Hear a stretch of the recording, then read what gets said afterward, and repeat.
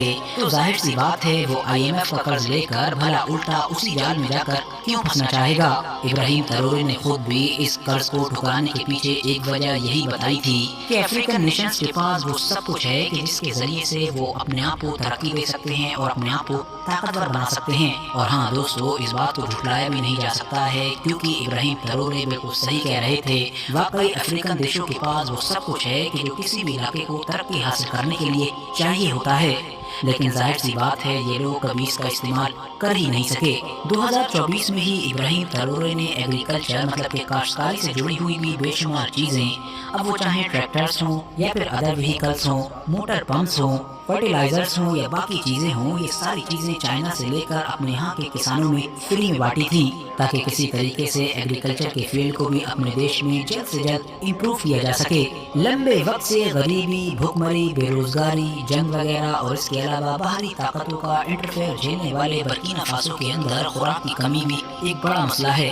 जिससे निपटने के लिए इब्राहिम तरोरे ने वैसे तो बहुत सारी लॉन्ग टर्म प्लानिंग कर रखी है, मगर फिलहाल के लिए रशिया से अच्छे रिश्ते बन जाने की वजह से जनवरी 2025 में रशिया ने 25,000 टन गेहूं बर्किना फासो को डोनेट किए हैं। बर्किना फासो के जिसको नाम के लिए ही सही लेकिन आजाद हुए लगभग 6 दशक गुजर चुके थे, वहाँ पर आज भी 79% आबादी ऐसी है कि जिसको बिजली नहीं मिलती है। 21% के करीब जिस आबादी को बिजली मिलती भी है तो उनको 24 घंटे या 20 घंटे नहीं बल्कि बहुत कम वक्त के लिए मिलती है। अब जाहिर सी बात है कि अगर पूरे देश के लेवल पर ही इस प्रॉब्लम को सॉल्व करने की कोशिश की जाएगी तो उसमें लंबा वक्त लगेगा। इसीलिए इब्राहिम तरोरे चाइना की मदद से लगभग 25 मेगावाट का एक बड़ा सोलर प्लांट इंस्टॉल करवा रहे हैं ताकि शॉर्ट टर्म के लिए इस मुसीबत से निपटा जा सके, जबकि लॉन्ग टर्म के लिए इस मामले में उनकी रशिया मदद कर रहा है, क्योंकि 2023 के रशिया अफ्रीका समिट में ही इब्राहिम तरोरे ने रशिया से इस मुसीबत से निपटने के लिए